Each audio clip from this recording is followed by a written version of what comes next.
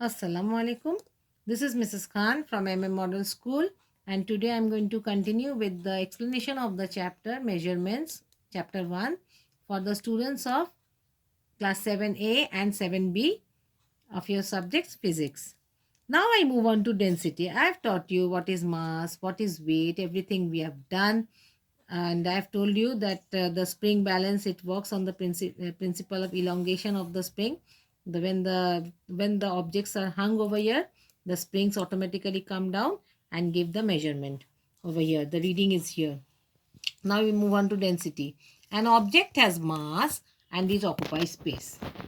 I have told you that. The space occupied by an object is known as volume. The space occupied by an object is known as volume. The mass of the quantity of matter contained per unit volume. The mass of the quantity of matter contained per unit volume of the object is called density. For example, how dense it is. Okay, object is. So density is equal to mass by volume. It is said that density is equal to mass by volume. If d is the density of an object, m is the mass, and v is the volume, then symbolically it is d is equal to m by v. The SI unit of density is kilogram per cube.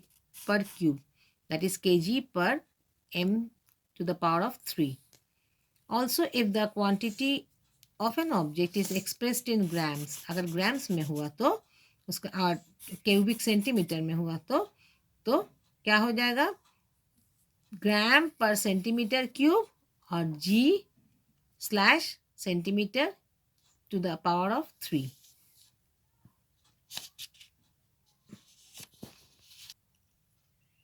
Here you have seen activity 1. We have taken two identical bowls. Can you see two identical bowls?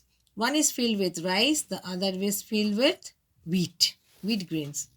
We have placed them. You will notice that the mass of rice grain is more than that of wheat grains. इसका मास ज़्यादा है, इसका quantity ज़्यादा है. In the same way अगर एक तरफ हम राइस ग्रेन्स रखा इतना और एक तरफ हम रुई रखा, instead of wheat grains I have put some cotton, तो राइस तो इतना सा होगा बट कॉटन बहुत सारा हो जाएगा. ओके, 1 किलो राइस इतना होता है मगर इतना मैक्सिमम, और 1 किलो कॉटन ढेर सारा, because it is lighter. Now in the activity 2 we will see how sugar is measured. Here we have put a small 1 kg weight. 1 kg weight का जो बटखरा होता है made of iron, और sugar कितना है, so such a large quantity of sugar is more. लेकिन क्या है, दोनों का weight same है. Equal volumes of different objects may have different masses. Volume दोनों का सेम है, ये भी 1 kg ये भी 1 kg, मगर इसका मास ज़्यादा हो गया. Equal masses of different object में हैव डिफरेंट वॉल्यूम्स.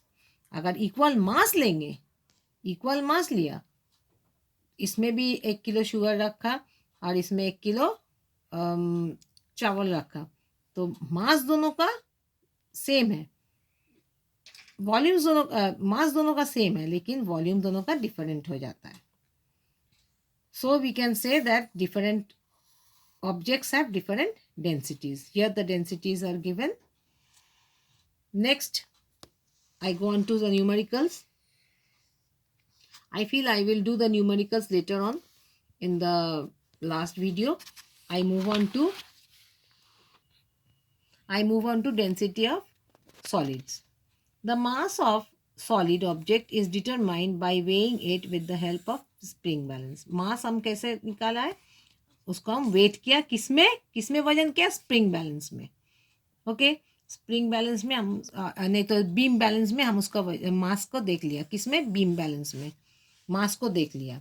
मास अगर देख लिया है वो सॉलिड का, और if the object is regular solid, its length, breadth and width are measured with the help of scale.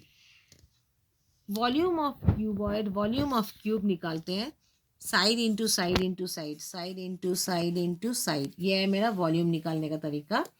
और क्यूबॉइड का length into breadth into height. तो वॉल्यूम हम निकाल लिया है, ऑब्जेक्ट का क्यूब होने से ये तरीका से, क्यूबॉइड होने से ये तरीका से उसका वॉल्यूम निकाल लिया है उसका स्केल से मेजर करके। मास कैसे निकाला है उसका? With the help of beam balance mass निकाल लिया है। उसके बाद क्या करेंगे? Density is equal to mass by volume check कर लेंगे। अगर ये रेगुलर सॉलिड हुआ तो, मान लो इस तरीका का रेगुलर सॉलिड हुआ तो,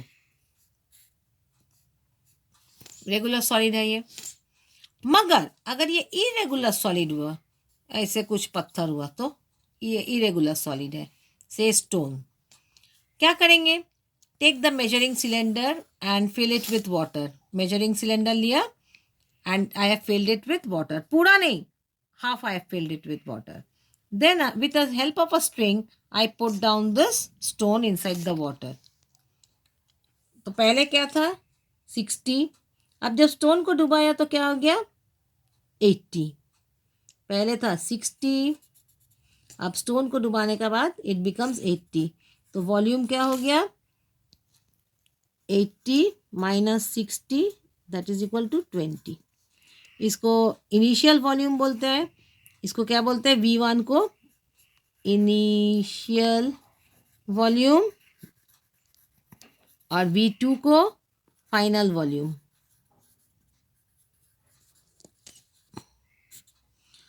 सो मेरा रीडिंग क्या हो गया? 20। मान के चलो अब उसका क्या करेंगे? अब उसका वजन करेंगे, ये स्टोन को बीम बैलेंस लेंगे, बीम बैलेंस में ये स्टोन को वजन करेंगे, पत्थर को वजन करेंगे, कुछ एक वजन बताएगा। ओके, तो क्या होगा? मास बाय वॉल्यूम। तो ये निकालेंगे हम मास, बीम बैलेंस का मास, बीम बैलेंस का जरिए से I have taken out the mass of that object और of the stone I mean, और वॉल्यूम निकाल लिया इसे, और density is equal to mass by volume. I hope you all are clear. You have understood what I mean to say. How we take out how we determine the density of an irregular solid. Now density of a liquid. Density of a liquid कैसे निकालते हैं? वो तो already liquid है. To determine density of a liquid, take a clean dry beaker and weigh it. एक beaker लिया और उसको weight कर लिया. इसको एक beaker लिया और उसका वजन कर लिया. Now take it as M1। उसका क्या देंगे नाम? M1। उसमें क्या डालेंगे? Some oil. क्या डाला है? Oil in a measuring cylinder. Take some oil in a measuring cylinder. इस तरह से मेजरिंग सिलेंडर में ऑयल लेंगे and note down is volume as V। उसका वॉल्यूम निकाल करके देखेंगे, इस तरीका से उसका वॉल्यूम देख लेंगे ऑयल का एज V।